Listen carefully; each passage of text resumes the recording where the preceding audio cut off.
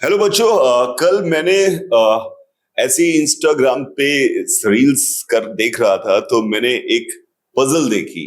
वो पजल बहुत इंटरेस्टिंग थी। मैंने रुक के तुरंत सोचा और वो आंसर आया। पर अभी मैं नीचे आया और स्टूडियो में तो मैंने देखा हमारे दिग्गज मैथ्स के सर हैं और वो सवाल सॉल्व कर रहे थे, कुछ बढ़िया सवाल, और वो भी इंटीजर्स पे ही सवाल सॉल्व कर रहे थे। तो मैंने सोचा कि इंटीजर्स पे जो सवाल सॉल्व कर रहे हैं इंटीजर बेस पे ही सवाल है। तो मैं सवाल बोलता हूँ सर आपको कि सवाल क्या है, ट्राई करिएगा। मतलब कोई देयर इज नथिंग रॉन्ग और राइट अबाउट इट। मैंने इनको नहीं बताया है कि सॉल्यूशन क्या है। लेट्स सी कि कैसे सोचते हैं अपन, हम दोनों मिलके कैसे सोच रहे हैं। तो एक कंट्री है सर, उस कंट्री में सिर्फ और सिर्फ 7 रुपए के नोट चलते हैं और 8 रुपए के नोट चलते हैं। यानी 7 रुपए और 8 रुपए के अलावा कोई नोट नहीं चलता है। 7 रुपए के करोड़ों करेंसी नोट्स आपके पास है, 8 रुपए के करोड़ों करेंसी नोट्स आपके पास है। मतलब नंबर ऑफ नोट्स की कमी नहीं है। 7 रुपए के बहुत सारे नोट्स हैं, 8 रुपए के बहुत सारे नोट्स हैं। अब अगर मुझसे कोई डिमांड करे कि मुझे इतने पैसे दे दो, मुझे देने हैं लोगों को पैसे, लेने वेले नहीं है, सिर्फ देने देने हैं। किसी ने मुझसे डिमांड की कि मुझे 10 रुपए दे दो, तो मैं उसको नहीं दे पाऊंगा। एग्जैक्ट 10 रुपए नहीं दे पाऊंगा, क्योंकि 7 रुपए और 8 रुपए देकर मैं 10 रुपए तो नहीं दे सकता। अब उसने मुझसे 20 रुपए की डिमांड करी, तब भी मैं नहीं दे पाऊंगा उसको 7 रुपए और 8 रुपए के नोट से। तो मेरा सवाल यह है कि मैक्सिमम कितनी रुपए हैं जो मैं उसे नहीं दे पाऊंगा। मैक्सिमम कितने रुपए हैं जो मैं उसे नहीं दे पाऊंगा। यानी कि एक ऐसा नंबर हमें पता करना है कि इसके बाद वो कोई भी रुपया बोलेगा तो मैं उसे दे पाऊंगा। यही मतलब हुआ ना, यही मतलब हुआ। तो बताइए कैसे सोचेंगे सर, आप क्या करेंगे? क्वेश्चन थोड़ा टफ है। सोचने में 7n + 8m। n और m जो है वो नेचुरल नंबर है। बिल्कुल सही है। नहीं, होल नंबर, जीरो भी हो सकता है। हम कुछ नहीं दे वो भी चलेगा। हाँ, कुछ भी ना दे तो भी चलेगा। तो सबसे पहले तो 7 रुपए तो दे सकते हैं, 7 रुपए, 8 भी दे सकते हैं, 15 भी, 14 भी दे सकते हैं, 14 भी दे सकते हैं, 15 भी दे 16 भी दे सकते हैं। तो अब ऐसे करेंगे तो टाइम लगेगा। आपको क्या लग रहा है? आपने जो देखो, ये एक बात जो एक बार माइक हाथ में पकड़ पकड़ के खेलते, सर ने जो स्टार्ट ऑफ द क्वेश्चन का जो सोचने का तरीका स्टार्ट किया, it looks very difficult and time कि भैया ये तो बहुत सारे नोट है, नहीं दे सकते। पहला थॉट ऐसा आता है कि यार इन्फिनिटी तक कोई भी दे सकते, पर जो सर ने स्टार्ट किया है ना, it's a purely mathematical way of starting. Sir ने कहा कि अगर मैं करेंसी नोट दे सकता हूँ तो हो सकता है n नोट्स में दे रहा हूं 7 के और m नोट्स दे रहा हूं 8 के, तो मैं 7n + 8m का कोई भी फॉर्म होगा उसको दे सकता हूं। ये बात तो पक्की, ये बिल्कुल सही बात लिखी। और सर ने तुरंत ही पहले नेचुरल नंबर किया था, होल नंबर किया। This is what the mathematical intuitiveness says कि I can not give also, I mean they can give only 7 रुपए का नोट, नो 8 रुपए का नोट, तो m की वैल्यू 0 भी हो सकती है। इट मींस सब नेचुरल नंबर को हटाते तुरंत होल नंबर किया। It's a very fundamental intuitive way of thinking mathematics. पर ये थोड़ा एक दो चीजें, एक तो ये सर के अभी सर कर ले, अगर सर को मैं पीस टाइम में देता तो शायद और उस पर हाथ पांव चलाते। अभी क्या है, हम वीडियो में हैं, हम वीडियो में, तो सर को भी लग रहा है कि आगे क्या करूं, कैसे करूं। तो मैंने जब सोचा था तो मैंने बहुत ही पीस माहौल में सोचा कि यार कैसे किया जाए। आपने भी सोचने का तरीका जो आपने सोचा, this is the fundamental way of thinking any kind of question. अब मैं इसके आगे क्या करता हूं सर, मैंने क्या कहा कि मैं इसको इस तरह के नोट के फॉर्म में दे सकता हूं। यानी मैंने इसको लिखा 7 × n + m + m। Am I right? ये लिखा। इसका मतलब है कि हम किसी नंबर को अगर इस फॉर्म में लिख दे तो हम उसे दे सकते हैं। अब किसी भी नंबर को इस फॉर्म में अगर आप लिख रहे हैं, नेचुरल होल नंबर्स हैं, ये सही लिखा ना मैंने? हाँ। ये तो सही लिखा। तो इसका मतलब है यानी कि m जो है, यानी किसी भी नंबर को हम इस फॉर्म में लिख रहे हैं, तो इसका मतलब है m is the remainder when you divide by 7। तो m की वैल्यू 1 2 3 4 5 6 ही हो सकती है। 0 कर लेते हैं, 0 भी हो सकती है, बिल्कुल सही बात है। 0 1 2 3 4 5 6 हो सकती है। इसका मतलब है हमें कोई ना कोई n और m चाहिए। तो अगर m के पास इतनी लिमिटेशन है, अगर n + m की वैल्यू 6 हो जाए, n + m की वैल्यू 6 हो जाए, तो इसका मतलब m कोई भी चूज करे, I can give you some value of n। m की कोई भी वैल्यू चूज करेंगे तो मैं आपको एक n की वैल्यू बता दूंगा जिससे सेटिस्फाई हो जाएगा। सही बात। तो यानी n + m कम से कम 6 होना चाहिए। यानी कि m प्लस n कम से कम 6 होना चाहिए, यानी कम से कम 42 रुपए वो नंबर है जिसके बाद आप कोई नंबर बोलो साला मैं लिख दूंगा इस फॉर्म में। 42 के अलावा आप कोई नंबर बोलोगे मैं इस फॉर्म में लिख दूंगा। इसका मतलब 42 के बाद कोई भी नंबर मैं इस फॉर्म में लिख दूंगा, इसका मतलब दे भी सकता हूँ, यानी कि लार्जेस्ट नंबर इज 41। आंसर सही है सर, बहुत अच्छा। नहीं, बढ़िया सवाल है ना, मुझे एकदम जेई टाइप का सवाल लगा। जैसे आपने इसको ऐसे लिखा ना, हाँ। तो मुझे ऐसा लगा कि मैं भी अब इसे हाँ। जल्दी से सोच पाऊंगा, क्योंकि ये लिखना बहुत, यही गेम था पूरा, यही गेम था। यही गेम था, यही गेम। ये स्टेप मेरे ये बहुत अचानक से मुझे सब मैंने को लगा, क्योंकि मैंने जब मैं भी बचपन में जब पढ़ता था इंटीजर्स और ये सारी चीजें, तो वो कह रहे थे कि जितना अगर 2 से ज्यादा, जैसे अभी आप एक सवाल अभी मैं देखा कर रहे थे वो n वन के वाले सवाल की, ये हो नहीं सकता, ये हो सकता है, तो ऐसे ही गणित में हमने पढ़ा था कि यार हमेशा कोशिश करना चाहिए कहीं ना कहीं किसी पे एक कंडीशन लगानी चाहिए, नहीं तो कंडीशन ही लगोगे, सिर्फ ऐसे लिख दोगे तो कंडीशन है ही नहीं साला, कंडीशन नहीं है तो मैथ्स में हम कभी आगे बढ़ ही नहीं सकते। तो मैंने कहा कंडीशंस लगाने के लिए मैंने इसको जैसे लिखा मेरे को क्लैरिटी आई कि यार ये ऐसा हो सकता है, तो यानी कि 41 वो रुपए है। फिर मैंने इस चीज पर मैंने कहा कि अब इसको अगर यही सेम सवाल अगर जे एडवांस में आएगा तो ये कैसे अंग्रेजी कैसे लिखी होगी। मैंने कहा कि अगर मान लो ये सेम सवाल जे एडवांस में भी आ जाएगा तो वो कहेगा, वो ऐसे लिखेगा, अगर उसने कहा 7n + 8m is equal to k।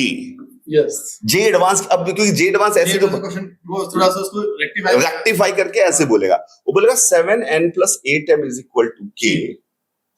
This we will get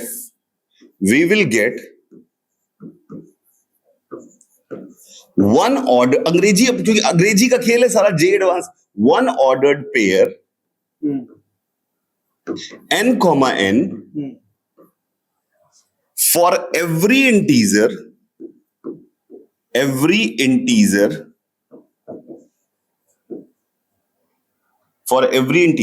k, we will get one ordered pair nm for every integer k more than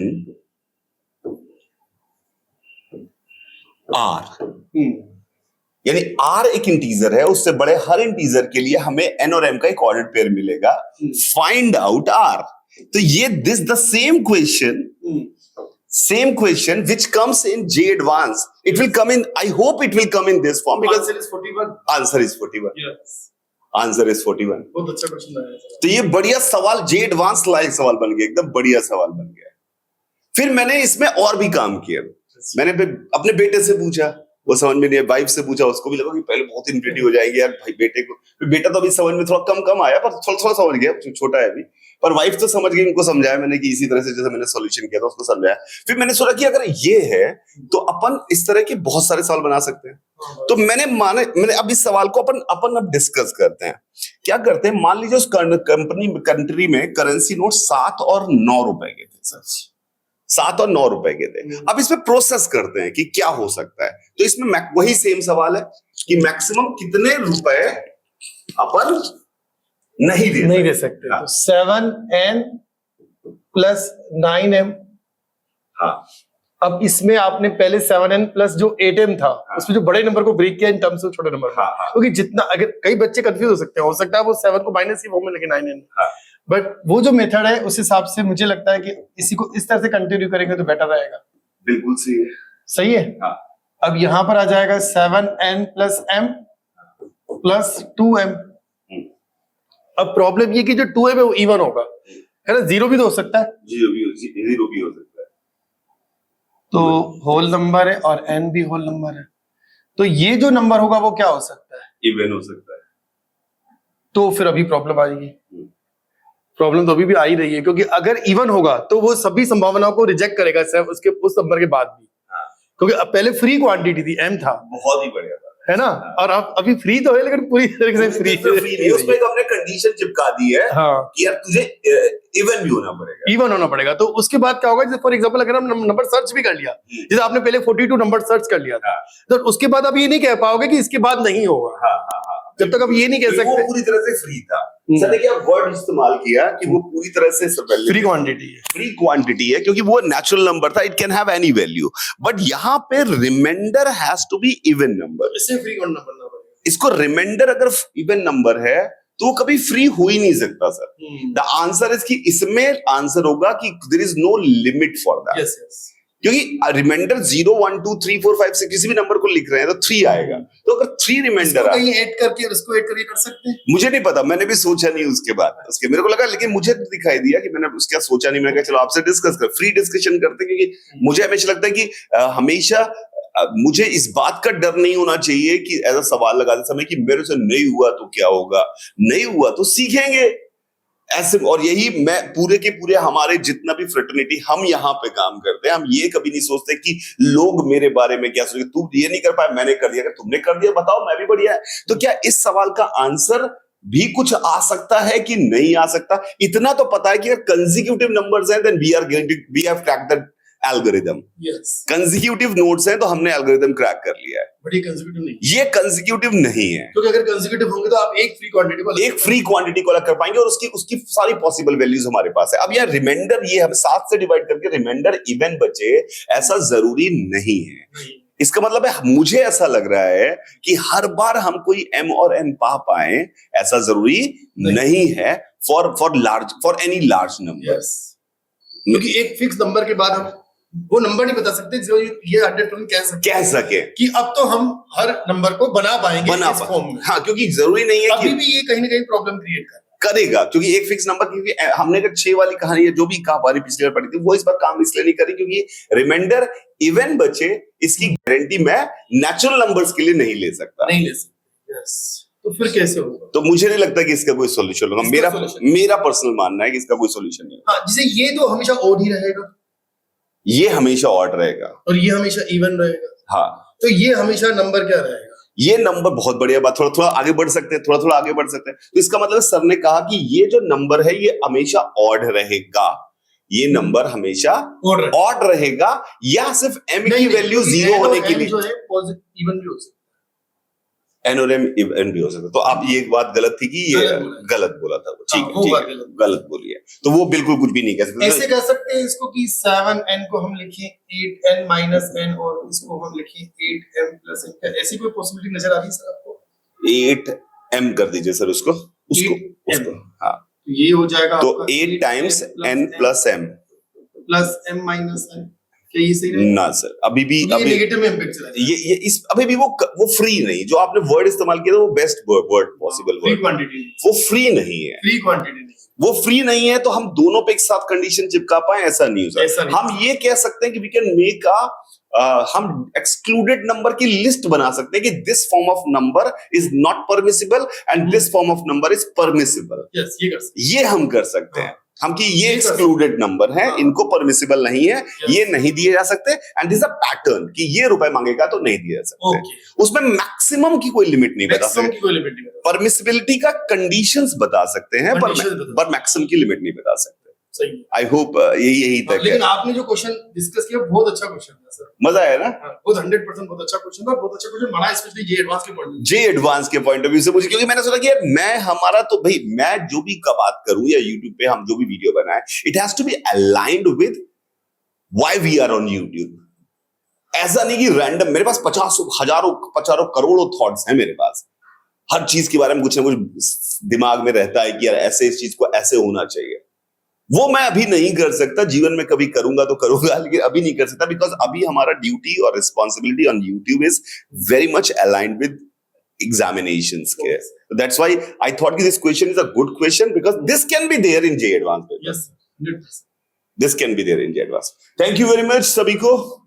bye रहेगा हम दोनों की तरफ से। Enjoy your life, you find it enjoyable and try to make this kind of question. अगर आपको लगता है कि बनाने की कोशिश करें तो करने की कोशिश करेगा। बाय रहेगा सभी को, एंजॉय योर लाइफ।